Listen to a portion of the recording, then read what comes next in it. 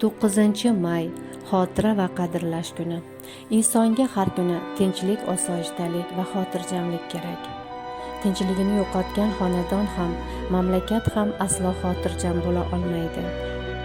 Zero tinchlik, xotirjamlik taraqqiyot garovidir. Biz asaldan tinchliksevar xalqmiz. Aynan shu g'oya targ'ibiga bag'ishlangan buyuk milliy ma'naviy merosimiz bor. Ularning barida tinchlikning qadriga yetish targ'ib etiladi. Ikkinchi jahon urushida O'zbekistondan 1,5 milliondan ortiq hamyurtlarimiz ishtirok etdi. 604 mingdan ortiq hamyurtlarimiz urush maydonlaridan nogiron bo'lib qaytdi. 450 mingdan ziyod vatandoshlarimiz esa qonli janglarda halok bo'ldi. Oramizda qanchadan qancha urush qatnashchilari, front ortida mehnat, mashaqqat chekkanlar bor. O'tganlarni xotirlash, safimizda yurganlarning esa qadriga yetishimiz kerak. Xalq xotirasi deganda kishi ko'z o'ngidan vatan ibtidosidan bugunga qadar shu yurtimiz, shu xalqimiz deb kurashgan, kuch-qudrati, aql zakovatini ayamagan, eli uchun jon fido qilgan ne buyuk zotlar bir o'tadi. 9-may xotira va qadrlash kuni sifatida keng nishonlanishi an'anaga aylangan. Bu bayramda Ikkinchi jahon urushida halok bo'lganlar xotirlanadi. Mana shu ulug' ayyom kunida hammamiz eng avvalo urush maydonlaridan qaytmagan yurtdoshlarimizning muqaddas xotirasi oldida bosh egib, ularning pok ruhlariga hurmat bajo keltiramiz. Jang maydonlarida mardlik, jasoratlik ko'rsatgan, front ortida fidokorona mehnat qilgan va bugun oramizda sog'-omon yurgan faxriylarimizga ta'zim qilamiz. Hozirgi tinch, osoyishta hayotimiz, musaffo osmonimiz uchun ularga cheksiz minnatdorchilik bildiramiz. Xonobod shahrimizning asoschisi Solijon Mehmonov ham Ikkinchi jahon urushiga ko'plab hamyurtlarimiz qatori urushga ketadi. O'sha paytda O'rta Osiyo uchun salmoqli o'rin tutgan Tarantubitel zavodida yuk tashuvchi aravakash bo'lib ishlardi va shu yerdan frontga qarab yo'l oladi.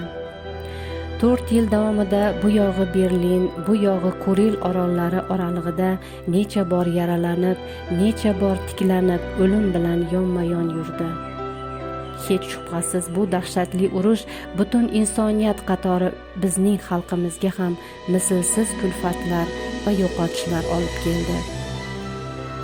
Butun dunyoda millionlab insonlar halok bo'lishiga sabab bo'lgan, talofat va musibatlar olib kelgan Ikkinchi jahon urushi insoniyat tarixidagi eng dahshatli, eng qonli qirg'in bo'lganini hech kim unutmaydi.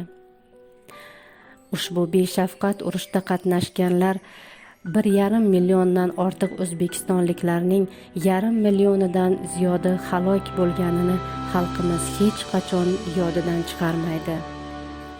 Darhaqiqat urush xalqimiz irodasini sinovdan o'tkazdi. O'sha og'ir sinovli yillarda asrlar osha ajdodlarimizdan meros bo'lib kelayotgan vatanga muhabbat, sadoqat tuyg'ularini yo'qotmay odamiylik namunasini ko'rsatdi. Uyda qolgan xotin-qizlar, keksa va bolalar qishloq xo'jaliklarida, zavod va fabrikalarda, dalalarda kecha-yu kunduz mehnat qilib, o'zlari yemay, kiymay barchasini frontga jo'natdi. Bu ham qahramonlik va jasoratdir. Solijon Mehmonov 4 yil qonli urushda jang qilib, jasorat ko'rsatib, g'alaba bilan urushdan qaytgan. Urushdan qaytgach, tirikchiligini yana o'sha zavodda davom ettirdi. Ishdan ajralmagan holda Toshkent Xalq xo'jaligi institutining iqtisodiyot fakultetida tahsil oldi. Avval usta, keyin sex boshlig'i bo'lib, 1952-yilda esa direktor etib tayinlandi. Zavoddagi direktorligi 20 yil davom etdi va 1972-yildan 1993-yilgacha, ya'ni keyingi 20 yilda esa Xonobod shahar ijro komining raisi vazifasida faoliyat ko'rsatdi. Butun hayoti davomida vatan ishqi, yurt ishqi, ona tuprog'ining bag'rida unayotgan gulu giyoh ishqida yashagan, xalq aziz etgan insondir. Lafzi halol talabchan rahbar vujudining har bir hujayrasida mas'uliyat jo'sh urgan, vatani, millati, mulkini oriyat qadar aziz bilgan Solijon Mehmonov Xonobodning faxriga aylandi.